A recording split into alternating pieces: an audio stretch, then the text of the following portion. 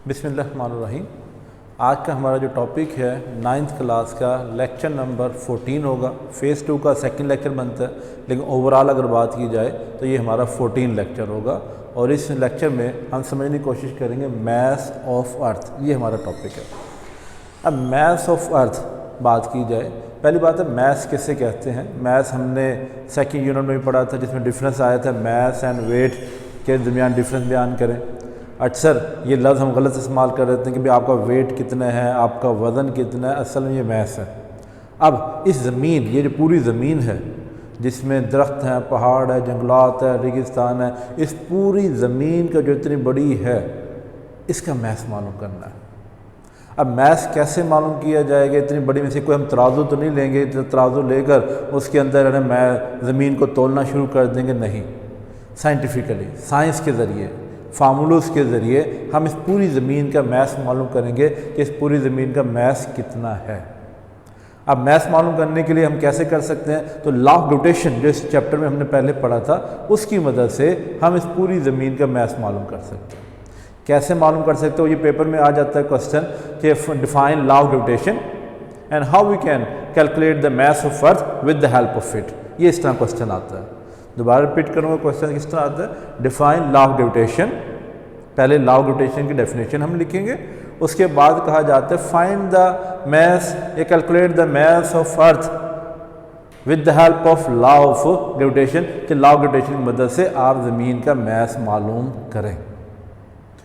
Law of rotation को हम recall करें तो उसमें दो मैथ्स थे, एक का नाम M1 था, दूसरे का नाम क्या था M2। इनके सेंटर्स के दरमियान क्या था हमारे पास? डिस्टेंस को हमने D से रिप्रेजेंट किया था। और फार्मूला आपको जहन में, जिससे हमने कुछ न्यूमेरिकल भी सॉल्व किए थे, वो फार्मूला जहन में होना चाहिए। इसको अब इम्प्लीमेंट करते हैं मैथ्स ऑफ अर्थ के लिए कि अगर मेरे पास ये ज़मीन है, ज़मीन काफ़ी बड़ी होती है, इसलिए मैंने इसका साइज़ क्या बनाया है? बड़ा बनाया है। और इसीलिए हमने क्या करना है? मैथ्स मालूम करना है, क्योंकि ये हैवी है, इसलिए मैं इसके मैथ्स को कैपिटल M और साथ छोटा सा E लिखूंगा। मैथ्स ME मतलब क्या होगा? Maths of earth. E stand for earth, capital M maths of अर्थ। अब एक इस पूरी ज़मीन के ऊपर अगर ये मैंने डस्टर रखा हुआ है या एक टेबल रखी हुई है, कुर्सी रखी हुई है, तो ये दोनों एक दूसरे पे क्या लगाएंगे? फोर्स लगाएंगे। तो ये मेरे पास ज़मीन है और इसके ऊपर एक छोटा सा, नज़र तो नहीं आएगा लेकिन मैं यहाँ पे एक और मैथ्स रख देता हूँ, मेज़ है या कोई कुर्सी है या कोई भी रोस्टम वगैरह या डस्टर वगैरह रख देता हूँ जिसके ऊपर रखा गया। अब ज़मीन के लिहाज से बात की जाए कुर्सी की या डस्टर की, तो इसके मैथ्स क्या होगा? कम होगा। इसके मैथ्स को मैंने किससे रिप्रेजेंट किया? स्मॉल M से। ज़मीन के मैथ्स को मैंने किससे रिप्रेजेंट किया? कैपिटल M से। इनके दरमियान ये जो डिस्टेंस है, इनके मैसेज के सेंटर्स के दरमियान ये जो डिस्टेंस आ रहा है, अगर आप गौर से ऑब्जर्व करेंगे, ये जो डिस्टेंस है इस रेडियस ऑफ अर्थ के इक्वल होगा। डायग्राम में भी जैसे महसूस हो रहा है, सेंटर से लेके दूसरे सेंटर तक का जो डिस्टेंस है, जो मैस ऑफ अर्थ, अर्थ बहुत बड़ी है, इसका जो डिस्टेंस है वो किसके बराबर आ गया? Radius of earth. रेडियस आपको पता होना चाहिए क्या चीज़ है। मैथमेटिक्स में बार बार हम पढ़ते हैं रेडियस कैसे कहते हैं? सेंटर से लेकर बाउंड्री तक का जो इसका सर्कमफेरेंस होता है, उस तक का जो डिस्टेंस होता है, उसे हम क्या कहते हैं? रेडियस कहते हैं। अब अगर इसके ऊपर मैं लॉ ऑफ रोटेशन अप्लाई करूँ तो शुरू में हम थ्योरी लिखेंगे। पेज नंबर आप देखेंगे तो यहाँ पेज नंबर हमने नोट कर दिया, 110 पेज पे ये टॉपिक है। शुरू में थ्योरी लिखी जाती है। Consider a maths of earth is represented by ME, small m is place at the surface of it, then distance between the centre which is equal to radius of the earth according to law of rotation. Law of rotation अब क्या formula बनेगा? F is equal to G M capital M divided by R square. R के साथ भी छोटा सा ही डाल दिए। RE स्टैंड फॉर क्या होगा हमारे पास? Radius of earth. अच्छा, रेडियस ऑफ अर्थ है ना, इस फार्मूले में अगर देखा जाए तो दो चीज़ें इसमें, एक तो ये आ रहा है कैपिटल G। कैपिटल G की जो सी हमारे पास है क्या है? किसे कहते हैं? ग्रेविटेशन ऑफ कांस्टेंट कहते हैं। ग्रेविटेशन कांस्टेंट की वैल्यू भी आपके जहन में होनी चाहिए। तो ग्रेविटेशन कांस्टेंट की जो वैल्यू थी वो थी 6.673 इंटू 10⁻⁻11 न्यूटन स्क्वायर मीटर पर स्क्वायर किलोग्राम, ये G की वैल्यू थी। इसी तरह ये जो R आ रहा है रेडियस ऑफ अर्थ, ये भी एक कांस्टेंट है और ये भी हमें एक कांस्टेंट नहीं, मैं कहूँगा कि ज़मीन बिल्कुल सर्कुलर नहीं है, लेकिन इसकी वैल्यू अप्रोक्सीमेट जो दी जाती है एवरेज, वो हमारे पास, वो भी आपको याद होनी चाहिए, 6.4 इंटू 10⁻⁶ मीटर। अच्छा, यहाँ चलो एक MCQ के मुताबिक बता देता हूँ मैं। रेडियस ऑफ अर्थ मैंने लिखा है 6.4 इंटू 10⁶ मीटर। ये कांस्टेंट इसमें याद रखा जाएगा, न्यूमेरिकल्स में भी हम ये पुट करेंगे, उसमें भी ये याद रखना पड़ता है हमें। तो 6.4 इंटू 10⁻⁶ मीटर को बोर्ड लेवल पे MCQ में इस तरह भी लिख दिया गया था ऑप्शन में कि 64 इंटू 10⁵ मीटर। 64 इंटू 10⁵ मीटर भी लिखा जा सकता है। इवन मैं इसको ऐसे भी लिख सकता हूँ 6400 इंटू 10⁻³ मीटर या 6400 किलोमीटर।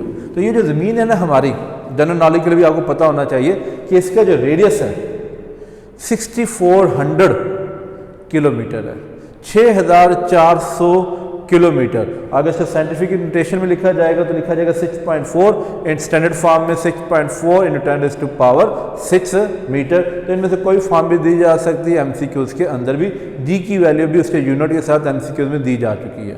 दोबारा अपने टॉपिक पे आते कि हमने कहा था लॉ ऑफ ग्रेविटेशन अप्लाई किया मैथ्स ऑफ फोर्स कैलकुलेट करने के लिए। तो ये हमारे पास मैथ्स फार्मूला बना था Gm1 m2। यहाँ पे m1 मैथ्स ऑफ बॉडी है जो हमने सरफेस पे रखा हुआ था, कैपिटल M मैथ्स ऑफ अर्थ है, लॉ ऑफ ग्रेविटेशन में m1 और m2 से जिक्र किया गया था। दूसरी जो फोर्स लग रही है इस बॉडी पर, वो ज़मीन जो से अपनी तरफ अट्रैक्ट कर रही है उसके अपने वेट की वजह बनती है। तो सेकेंड जो फोर्स हम कह सकते हैं F = W, और W का फार्मूला हमारे पास क्या होता है mg, जो इस बॉडी पे एक्ट कर रहा है। तो ये हमारे दो इक्वेशन आती हैं, equation number 1 and equation number 2। Book में उन्होंने अपने चैप्टर के लिहाज से क्वेश्चन नंबर दिए होते हैं, लेकिन आपने अपने टॉपिक के हिसाब से आपने उसका नंबरिंग करनी होती है। आपने ये नहीं कहना होता कि 5.3 इक्वेशन है या 5.7 इक्वेशन है, ये ऐसे नहीं लिखा जाता, बल्कि अपने अकॉर्डिंग टू अपने जो आपका टॉपिक होगा उसके लिहाज से मूव करेंगे।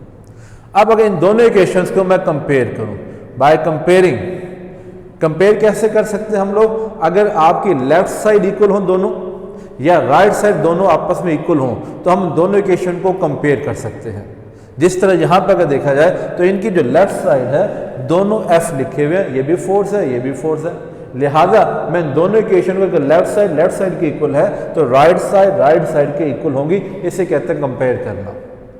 अगर कंपेयर किया जाए तो मेरे पास बनता है Gmme by r² equal to mg। Gmme by r² equal to mg, ये फार्मूला बन जाता है।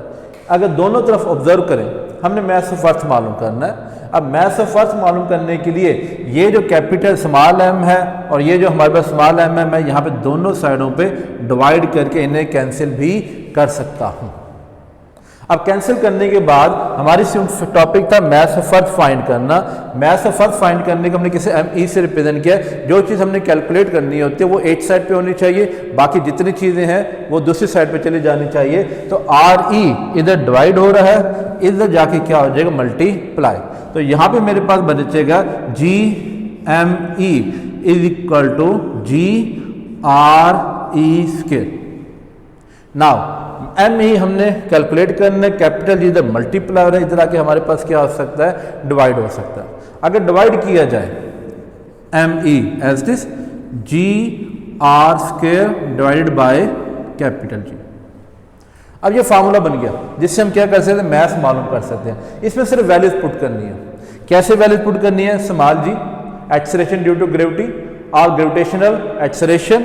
ग्रेविटेशनल एक्सेलरेशन की जो वैल्यू थी वो हमारे पास कितनी थी 10 के बाद R भी लिख सकता हूँ, RE भी लिख सकता हूँ, radius of earth.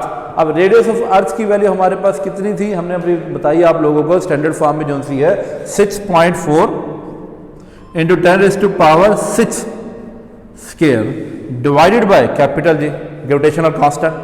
Gravitation constant everywhere, चाहे चांद हो, चाहे सूरज हो, चाहे ज़मीन हो या कोई और प्लैनेट हो, वहाँ पे हमारे कैपिटल G की वैल्यू क्या रहती है, कांस्टेंट रहती है, ये चेंज नहीं होती। तो हमारे पास लिखा जाएगा कैपिटल G 6.673 इंटू 10⁻⁻11। अब क्या किया जाए, सबसे पहले न्यूमरेटर को सॉल्व करेंगे। 6.4 इंटू 10⁻6 का स्क्वायर लेंगे, वो आ जाएगा हमारा 4.09 इंटू 10⁻13। उसको 10 से क्या करूंगा, मल्टीप्लाई करूंगा, 10 की पावर 14 बन जाएगा। और फिर 6.673 इंटू 10⁻11 से जो ही डिवाइड करूंगा तो फाइनल जो रिजल्ट आएगा अप्रोक्सीमेट 6 इंटू 10 की पावर 24। क्योंकि ये मैथ है इसलिए इसका जो यूनिट होगा वो मेरे पास क्या कहलाएगा, किलोग्राम। तो मैथ से फर्स्ट जो आंसर आ रहा है हमारे पास 6 मल्टीप्लाई बाय 6 इंटू 10⁻24, यानी 6 के आगे अगर मैं 24 जीरो लगा दूं, 24 जीरो, तो ये मैथ ऑफ अर्थ बनेगा। ये हमारा था आज का टॉपिक।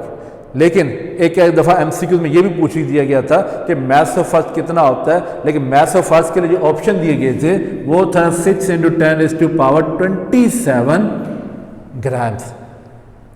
6 इंटू 10⁻27, नॉट 24, लेकिन 7 ग्राम यूनिट दे दिया गया था। अब आपको पता है किलो किसके बराबर होता है, 1000 या 10⁻3। तो ये किलोग्राम में हो तो 10 की पावर 24 लिखना है, लेकिन अगर ग्राम में ऑप्शन दे दिया जाए तो फिर हमारे पास कितना आएगा, 6 इंटू 10⁻27 ग्राम्स। ये मैथ्स ऑफ अर्थ आ जाता है। तो ये आज का टॉपिक था, मैथ्स ऑफ अर्थ हमने कैलकुलेट किया, किस तरह फाइंड किया, किसकी हेल्प से किया, लॉ ऑफ ग्रेविटेशन की हेल्प से किया। क्वेश्चन किस तरह आता है, डिफाइन लॉ ऑफ ग्रेविटेशन। तो लॉ ऑफ ग्रेविटेशन के पहले हम क्या लिखेंगे, डेफिनेशन लिखेंगे, और फिर क्वेश्चन में पूछा जाता है डिफाइन लॉ ऑफ ग्रेविटेशन के बाद calculate the maths of earth with the help of law of gravitation या with the help of it. तो कंसीडर से शुरू करना है। ये पेज नंबर 110 का टॉपिक है, ऑलमोस्ट कंप्लीट बनता है। और यहाँ पे जो हमने कंपैरिजन कर रहे हैं ना मैथ्स ऑफ अर्थ कैलकुलेट करने के लिए, Gmm/r² = mg, इससे भी हमारे जो टॉपिक 3-4 न्यूमेरिकल जो आंसर होंगे सॉल्व होंगे, जो इंशाल्लाह अगले लेक्चर में हम क्या करेंगे, डिस्कस करेंगे। Hope understand.